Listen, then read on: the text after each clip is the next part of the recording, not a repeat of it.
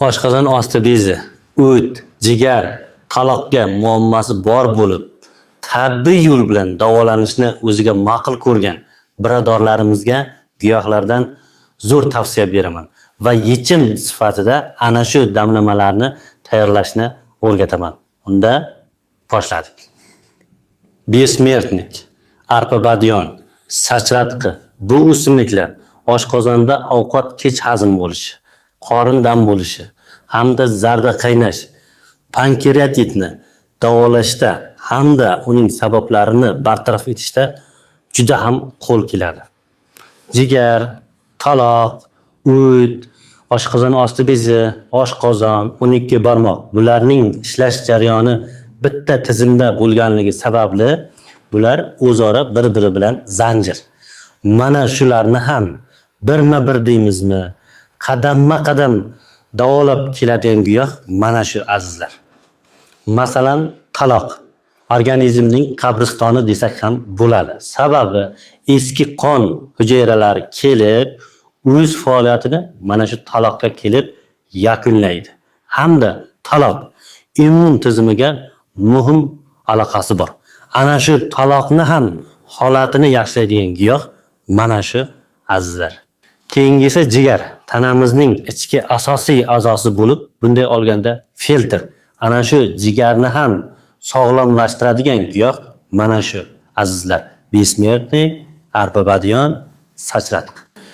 Aslida o't pufagi ichidagi suyuqlikni ham jigar ishlab beradi.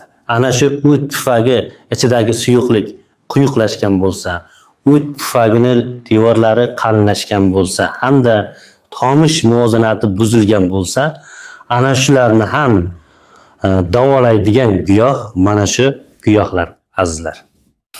Keyingisi oshqozon osti bezi. Oshqozon osti bezi hazmning yuragi, gormonal muvozanatning kalitidir. Insulin oshqozon osti bezi tomonidan ishlab chiqariladigan muhim hayotiy gormon. Uning vazifasi qondagi qand miqdorini nazorat qilish. Ana shu oshqozon osti bezi hujayralarini hamda insulin ishlab chiqarish jarayonini sog'lomlashtiradigan giyoh mana shu azizlar. Oshqozon. Oshqozon ovqatni to'liq hazm qilmaydi. Aksincha, ikkinchi bosqichga tayyorlaydi. Ovqatni maydalab, parchalab, yarim suyuq holatga keltiradi va 12 barmoq ichaga borib, parchalanib, singib ketadi. Bu giyohlar oshqozonni mushaklarini baquvvat qiladi. Bu giyohlarni tayyorlash juda ham oson. 1 osh qoshiq besmertnik, 1 osh qoshiq sachratqi, 1 choy qoshiq arpa badyon.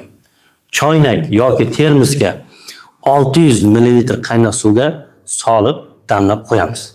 Nima uchun aynan 600 ml qaynoq suv degan savolga javob beradigan bo'lsak, ham ovqatdan oldin, ham ovqatdan keyin iste'mol qilish tavsiya etiladi. Sababi ovqatdan oldin iste'mol qilganimiz, yuqoriga aytganimizdek, taloq, jigar, o't, oshqozon osti bezi, oshqozon, 12 barmoq ichakni sog'lomlashtiradi.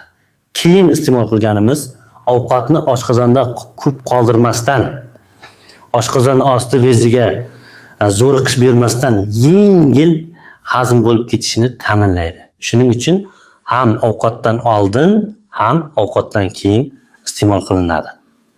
Mana shu tarzda 20-25 kun iste'mol qiladigan bo'lsangiz, qorin dam bo'lishi, ovqat kech hazm bo'lishi, zarda qaynashi bu kabilar sizda kuzatilmaydi.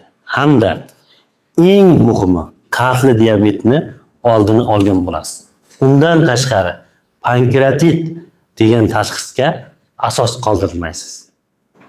Shuning uchun bu giyohlarni kattalar, bolalar, hattoki homilador ayollar ham iste'mol qilsa bo'ladi, lekin me'yorida.